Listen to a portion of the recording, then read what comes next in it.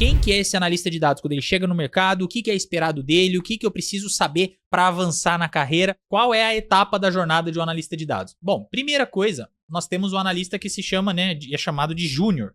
É normalmente as vagas que as pessoas buscam quando estão querendo entrar na área, então elas vão buscar vagas de analista de dados júnior. A carreira, para algumas pessoas, começa aqui, mas é justamente sobre isso que a gente vai conversar nessa live, se essa aqui realmente é a melhor maneira, o melhor caminho. Mas o caminho indo do absoluto início até o maior crescimento da carreira seria esse. Depois do júnior, nós vamos ter as vagas de pleno. E depois, obviamente, como você já imagina, nós temos as vagas de sênior.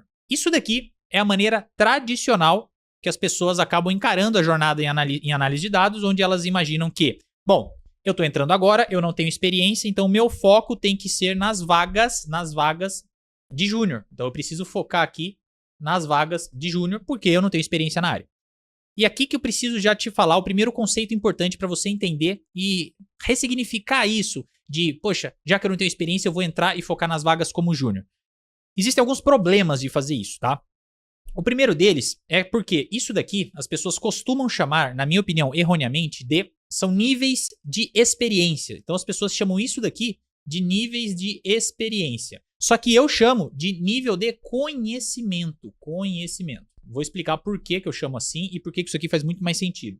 Quando nós vemos as vagas e a gente vê lá júnior, pleno e sênior, às vezes elas não estão tão bem distribuídas assim, mas imaginando um mundo onde o RH colocasse de fato as vagas do jeito que elas são para a área de dados, tá? Então a gente vê ali que tem vagas que são mais para júnior, vagas que são para pleno e para sênior. Como que naturalmente nós associamos na nossa cabeça o que diferencia um júnior de um pleno? Olha, a experiência na área. E o que vai mudar do pleno para o sênior? A experiência na área. Então a gente costuma trabalhar com níveis de experiência, como se isso aqui fosse o nível de experiência na sua carreira. Quanto menos experiência, mais próximo do júnior você tá, quanto mais experiência, mais próximo do sênior você tá. E isso está errado, vou te mostrar o porquê. E por que eu gosto de chamar isso de nível de conhecimento? Porque não necessariamente é o tempo que te leva de júnior para sênior. Não necessariamente vai ser anos e anos de experiência na área, anos e anos de experiência na carreira que você vai sair daqui para cá. E é isso que eu quero mostrar, uma outra perspectiva para você, que mesmo que não tenha experiência, consiga estar brigando pelas melhores vagas. E as melhores vagas, obviamente, não são aquelas para júnior, né? A gente sabe que as melhores vagas vão ser as vagas para pleno, para sênior, que vão ter os melhores salários e que as empresas contratam. Mas vamos lá, vamos entender isso. Pô, Felipe, mas você falou que o tempo não é o que me faz sair de júnior para sênior? Eu disse que o tempo não faz isso, não faz por si só. Existe uma gama de conhecimentos que vai se separar do júnior para o pleno, do pleno para o sênior. E para isso eu quero que você pense no seguinte exemplo. Vamos pensar em médicos, tá? Você vai no hospital e você tem um problema lá, você tá com muita dor de cabeça, você tá com um problema muito sério e você descobre que você precisa fazer uma cirurgia no cérebro, tá? Você precisa fazer essa cirurgia, uma cirurgia séria, um problema específico. E aí, só tem 2 médicos no hospital. Então nós temos 2 médicos lá. Nós temos um clínico geral, mas ele tem experiência, ele tem 30 anos de carreira. Faz 30 anos que ele é clínico geral. E nós temos um outro profissional que ele tem 1 ano só de experiência na área. Então ele tem bem menos experiência, quase nada na área. Só que ele é especializado em neurocirurgia. Então ele é um neurocirurgião. Ele é especializado em cirurgia e em neuro. E você precisa fazer uma cirurgia no cérebro. Ou seja, a sua vida depende disso. Qual dos 2 profissionais você iria escolher? Você iria escolher o profissional que mais tem experiência por si só.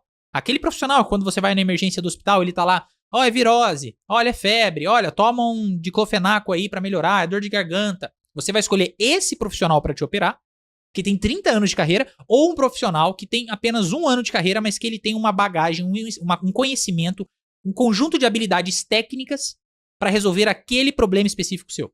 Diz aí até nos comentários, eu quero ver o que você escolheria, mas eu escolheria o neurocirurgião, óbvio, mesmo ele tendo menos experiência. É claro que no mundo ideal, se você pudesse ter um neurocirurgião com muitos anos de experiência e um conhecimento técnico, como esse neurocirurgião que eu acabei exemplificando, seria o mundo ideal. Esse seria o melhor dos mundos. Você tem um neurocirurgião especializado naquilo com 10 anos de experiência na área. Só que, quando só a experiência está em jogo, você vai acabar optando pelo neurocirurgião. Ou seja, só tem um experiente e o outro tem o conhecimento técnico. Você opta pelo conhecimento técnico. E é por isso que o médico, o clínico geral, nunca vai se tornar neurocirurgião por tempo de trabalho. Não, faz 10 anos que eu sou clínico geral. Logo, eu já vou me tornar um neurocirurgião. Não é assim que acontece. O que te torna neurocirurgião é um conjunto de habilidades e conhecimentos técnicos que você precisa. Não é o tempo, tá? Não é o tempo. O que eu quero que você pense, que o tempo não serve pra nada, que a experiência não serve pra nada? Não, não é isso que eu disse, não é assim que é pra você pensar. Por quê? Porque a experiência que você teve, mesmo que não na área de dados, ela também conta. Experiência é sempre válido, é sempre útil e sempre ajuda. Mas não é ela que vai tirar você de um ponto e colocar no outro. Você também precisa de um conhecimento técnico. A diferença entre essas áreas, a diferença entre esses níveis, entre júnior para pleno, depois para sênior, não é somente o tempo de experiência. Aliás, o que menos conta aqui é o tempo de experiência. Primeira coisa, então, que eu quero tirar da sua cabeça é essa ideia de, puxa, não tenho experiência, logo não vou conseguir um emprego aqui como pleno e até, quiçá, de sênior. Isso não é verdade, você pode sim conseguir e essa é a ideia que eu quero passar nessa live. Vamos explicar e entender por que focar em um nível de conhecimento é melhor do que o outro, quais são as vantagens e o que eles são, certo?